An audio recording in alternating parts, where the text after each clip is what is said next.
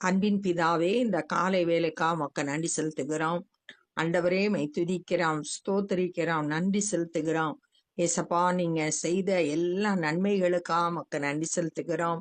நீர் எங்கள் பலனாய் இருக்கிறபடியால் மை துதிக்கிறோம், ஸ்தோத்தரிக்கிறோம். இனி நான் அல்ல, கிறிஸ்துவே என்னில் பிழைத்திருக்கிறார் என்று பவுல் சொல்லுகிறது போல நீர் எங்களில் பிழைத்திருந்து ஆண்டவரே உமக்கு சாட்சியாய் வாழ எங்களுக்கு கிருபை செய்யுங்க. இந்த நாளில் வேத தியானத்தை எங்களுக்கு ஆசீர்வதித்து தாங்க. நேசிக்கிற இயேசு கிறிஸ்துவின் இனிய நாமத்தில் கேட்கிறோம் பிதாவே, ஆமென். யோவான் 5வது அதிகாரம். இவைகளுக்கு பின்பு யூதருடைய பண்டிகை ஒன்று வந்தது. இவைகளுக்கு பின்பு அப்படின்னா முந்தின அதிகாரத்துல கடைசி பகுதியில ராஜாவோட மனுஷனோட மகன் சுகமடைந்த பிறகு 2வது அற்புதம் நடைபெற்றதற்கு பின்பு யூதருடைய பண்டிகை ஒன்று வந்தது. யூதர்கள் 3 பண்டிகைக்கு எருசலேமுக்கு வருவாங்க அப்படின்னு சொல்லிட்டு உபாகமம் 16வது அதிகாரம் 16வது வசனம். வருஷத்தில் 3 தரம் புளிப்பில்லாத அப்ப பண்டிகையிலும் வாரங்களின் பண்டிகையிலும் கூடார பண்டிகையிலும் உன் ஆண் மக்கள் எல்லாரும் உன் தேவனாகிய கர்த்தர் தெரிந்து கொள்ளும் ஸ்தானத்திலே அவர் சந்ததிக்கு முன்பாக வந்து காணப்பட கடவர்கள் அப்படின்னு சொல்லிட்டு சொல்லியிருக்காரு. அப்ப 3 பண்டிகை கொண்டாடுறாங்க. அந்த 3 பண்டிகையில ஒரு பண்டிகை வந்தது. அப்பொழுது இயேசு எருசலேமுக்கு போனார். எருசலேம்ல தான் தேவாலயம் இருந்துச்சு. அந்த தேவாலயத்துக்கு இயேசு போனார். எபிரேய பாஷையிலே பெதஸ்தா எனப்பட்ட ஒரு குளம் எருசலேமின் ஆட்டு வாசல் அருகே இருந்தது.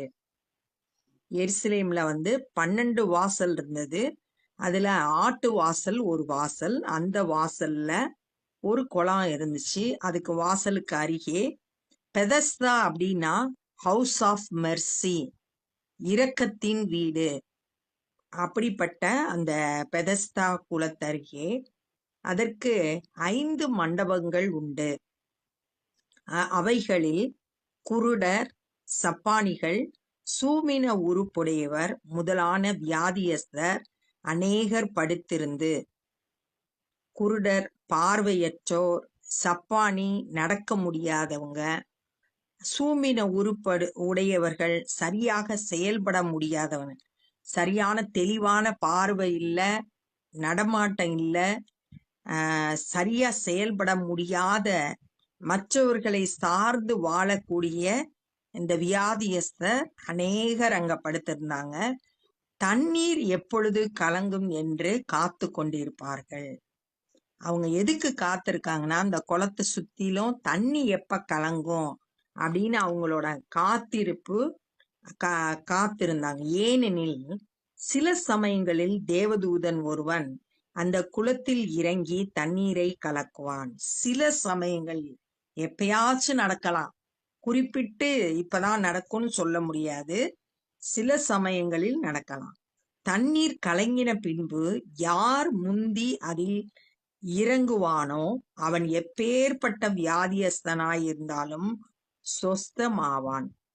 எப்படிப்பட்ட வியாதியா இருந்தாலும் சுகமாயிருவான். ஆனா முதல்ல இறங்குற ஒருவன் மாத்திரமே சுகமடைவான். 38 வருஷம் வியாதி கொண்டிருந்த ஒரு மனுஷன் அங்கே இருந்தான். 38 வருஷமா வியாதியோடு படுத்த படுக்கையா இருந்த ஒரு மனுஷன் அங்க இருந்தான். அப்ப அவன் காத்திருந்து ஒருவேளை சோர்ந்து போயிருக்கலாம், பலவீனத்தின் நிமித்தம் வேதனை, மற்றவர்களை சார்ந்து இருக்க வேண்டிய சூழ்நிலை, அன்பற்ற நிலைமை, உதவியற்ற நிலைமை, கைவிடப்பட்ட நிலைமையில இருந்த ஒரு மனுஷன் அங்கே இருந்தான். அவனுக்கு நம்பிக்கையே இல்ல, சுகம் அடைவோம் அப்படின்ற நம்பிக்கையே இல்லாம படுத்திருக்கான்.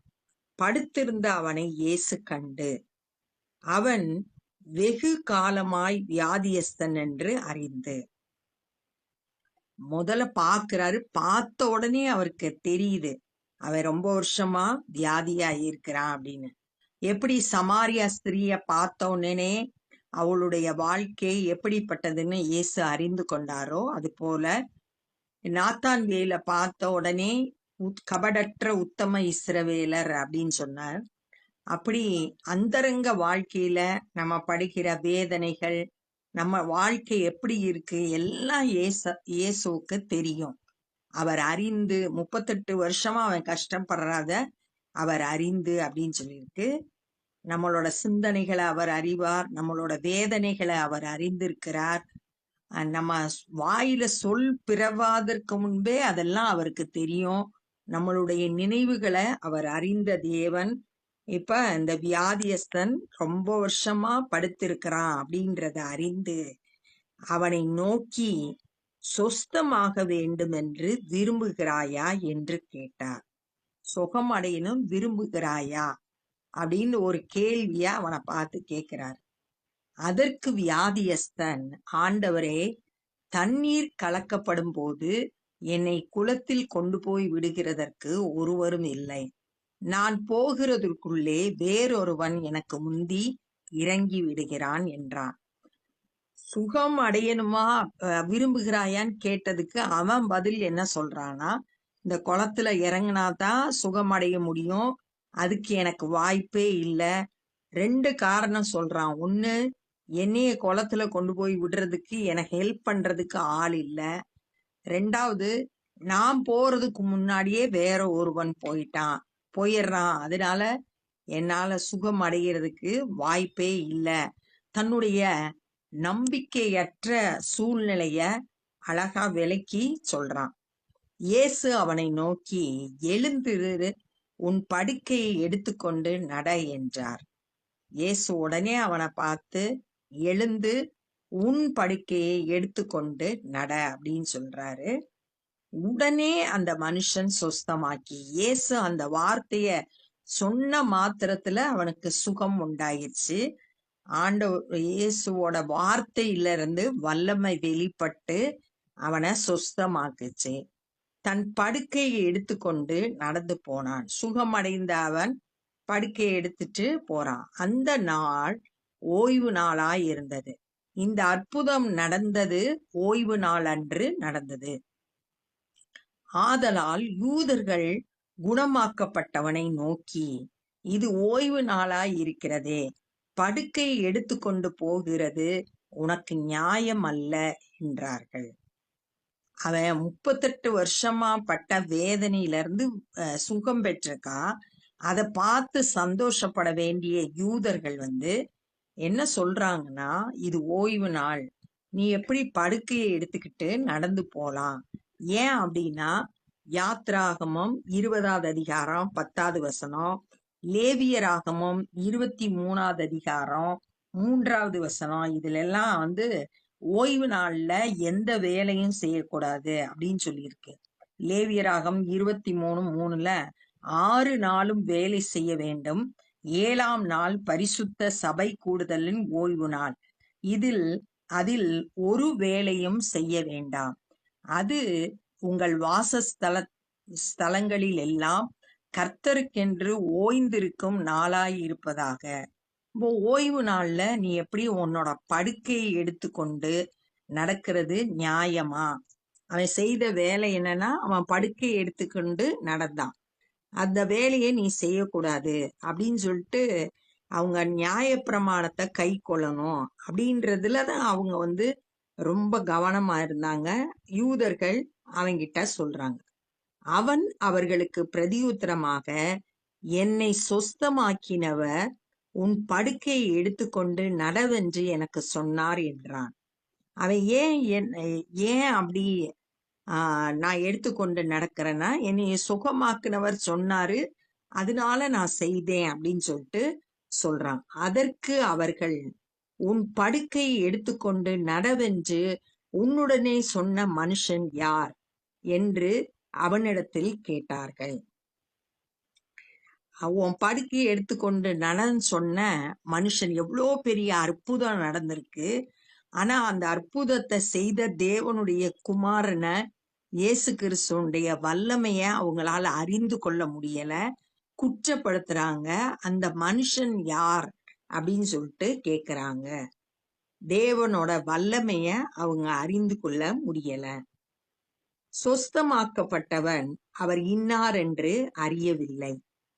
அந்த வியாதியஸ்தனுக்கும் இயேசு யாருன்னு தெரியல. அவ்விடத்தில் ஜனங்கள் கூட்டமாய் இருந்தபடியால் இயேசு விலகி இருந்தார். அவனுக்கு யார் சுகமாக்குனாரு அவரை பத்தி எதுவுமே தெரியல. அங்க ரொம்ப ஜனக்கூட்டம் இருந்ததுனால இயேசு அங்க இருந்து விலகி இருந்தாரு. ஆஹ் கூட்டமா இருக்கிறப்ப எல்லாரும் இவரை பார்த்து இது பெருமையா பேசுறது அந்த மாதிரி எல்லாம் எதிர்பார்க்கல. அந்த கூட்டத்தை விட்டு அவர் என்ன செஞ்சாரு, விலகி இருந்தாரு. அதற்கு பின்பு இயேசு அவனை தேவாலயத்திலே கண்டு, அப்ப அவன் என்ன செஞ்சிருக்கான், தேவாலயத்துக்கு போறான். இயேசு தேவாலயத்திற்கு வந்திருக்காரு. அந்த தேவாலயத்துல அவனை பாக்குறாரு. இரண்டாவது முறையா இயேசுவ அவன் சந்திக்கிறான். இதோ நீ சொஸ்தமானாய், அதிக கேடானதொன்றும் உனக்கு வராதபடி இனி பாவம் செய்யாதே என்றார். முதல்ல அவன் சரீரத்துல சுகம் பெற்றுக்கொண்டான்.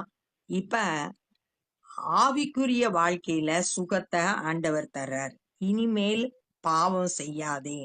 நீ இப்ப சரீரத்துல சுகத்தை பெற்ற நீ இனி உனக்கு கேடு உண்டாகாதபடிக்கு, பாவம் செய்யும் போது அது உனக்கு கேட்டை கொண்டு வரும், அழிவை கொண்டு வரும், மரணத்தை கொண்டு வரும், தேவனோடு இருக்கிற கனெக்ஷன் கட் ஆயிரும். அதனால இனி பாவம் செய்யாதே அப்படின்னு சொல்லிட்டு அவனுக்கு உள்ளான வாழ்க்கையில ஒரு மாற்றத்தை ஆண்டவர் கொண்டு வருகிறார்.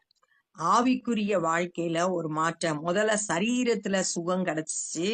இப்ப அவன் உள்ளான வாழ்க்கையில ஒரு மாற்றம் ஏற்பட ஆண்டவர் அவனோடு பேசுகிறார். இனி பாவம் செய்யாதே. பாவம் இல்லாத வாழ்க்கைய ஆண்டவர் நம்ம கிட்ட விரும்புகிறார். அவன்கிட்ட அத பேசுகிறார். அந்த மனுஷன் போய் தன்னை சொஸ்தமாக்கினவர் இயேசு என்று யூதர்களுக்கு அறிவித்தான். முதல்ல என்னை சொஸ்தமாக்கினவர் யாருன்னு எனக்கு தெரியல அப்படின்னு சொன்னான். ஆனா இப்ப இயேசு என்பதை அவன் அறிந்த உடனே போய் யூதர்களுக்கு போய் அறிவிக்கிறான். இயேசுதான் என்னை சுகமாக்குனாரு. அப்ப இயேசுவ முதல்ல அறிந்து கொண்டான். அடுத்து ரெண்டாவது அதை யூதர்களுக்கு போய் அறிவித்தான். அப்ப ஆண்டவரை அறிந்து கொண்ட ஒவ்வொருவரும் மற்றவங்களுக்கு ஆண்டவரை அறிவிக்கிறவங்களா இருக்கணும், சுவிசேஷ பணி செய்கிறவங்களா இருக்கணும். இந்த சுகமாக்கப்பட்ட அந்த மனுஷன் போய் இயேசுதான் என்னை சுகமாக்கினார்ன்ற நற்செய்திய அறிவித்தான். தன்னுடைய வாழ்க்கையில ஆண்டவர் அற்புதத்தை செய்தத மற்றவங்களுக்கு சொன்னான். அப்ப இந்த நாள்ல என்ன பார்த்தோம் அப்படின்னா, இயேசு எருசலேமுக்கு வந்தாரு. அங்க பெதஸ்தா குளத்தகரியில குருடர், சப்பானி, சூம்பின இருப்போர் படுத்திருந்தாங்க. எப்ப தண்ணி கலங்கும், யார் முன்னாடி இறங்குனாங்களோ அவங்களுக்கு சுகம் கிடைக்கும்ன்றதுனால தேவதூதன் எப்போ தண்ணீரை கலக்குவான்னு காத்துக்கிட்டு இருந்தாங்க. 38 வருஷமா ஒரு மனுஷன் காத்துக்கிட்டு இருந்தான். அவனுக்கு சுகமே கிடைக்கல. அவன் வெகு நாள் வியாதியஸ்தனாய் இருக்கிறான்றத இயேசு அறிந்து அவன்கிட்ட கேக்குறாரு, நீ சுகமாகணும்னு விரும்புகிறாயான்னு கேட்ட உடனே அவன் சுகம் அடையாம இருக்கிறதுக்கு காரணத்தை சொல்றான். என்னைய கொண்டு போறதுக்கு ஆள் இல்ல, நான் போறதுக்கு முன்னாடி ஒருத்தன் போயிடுறான் அப்படின்னு சொல்லிட்டு தன்னுடைய காரியத்தை, ஏன் சுகம் அடையலன்ற காரியத்தை சொல்றான். இயேசுவ அறியாதனால அவர் அற்புதம் செய்வார், என்ன சுகமாக்குவார்ன்றது அவனுக்கு தெரியல. ஆனா ஆண்டவர் தன்னை வெளிப்படுத்தி காட்டுறாரு. எழுந்துரு, உன் படுக்கையை எடுத்துக்கொண்டு நடன் சொன்ன மாத்திரத்துல அவன் சொஸ்தமாகி ஆண்டவருடைய வார்த்தைக்கு அப்படியே கீழ்ப்படுகிறான். படுக்கையை எடுத்துக்கொண்டு நடக்கிறான். யூதர்கள் உடனே குற்றப்படுத்துறாங்க, நீ எப்படி ஓய்வு நாள்ல படுக்கையை எடுத்துக்கொண்டு நடக்கலாம், வேலை செய்யலாம் அப்படின்னு சொல்லிட்டு கேக்குறாங்க. அப்ப அவன் சொல்றான், என்னை சுகமாக்குனவர் படுக்கையை எடுத்துக்கொண்டு நடன்னு சொன்னாரு, அதனால நான் செய்தேன்னு சொன்னோடனே, உன்னை சுகமாக்குனது யாருன்னு கேக்குறாரு. அவனுக்கு தெரியல. அப்ப இயேசு மறுபடியும் அவனை தேவாலயத்துல பாக்குறாரு. அப்ப இனிமேல் பாவம் செய்யாத, அது உனக்கு கேட்ட கொண்டு வரும்னு சொல்லிட்டு அவனுடைய வாழ்க்கையில உள்ளான மாற்றத்தை ஆண்டவர் ஏற்படுத்துறாரு. பாவம் இல்லாத வாழ்க்கை வாழும்படியா அவனுக்கு கற்று கொடுக்கிறாரு. பாவத்திலிருந்து விடுதலை பெறும்படியா ஆண்டவர் அவனோட பேசுகிறார். அந்த வார்த்தையை கேட்ட அவன் இயேசுவை யார் என்று அறிந்து கொண்டு யூதர்கள்ட்ட போய் என்னை சுஸ்தமாக்கினவர் இயேசு என்று அறிவித்தான் அப்படின்றத இந்த நாள்ல தியானிச்சோம்.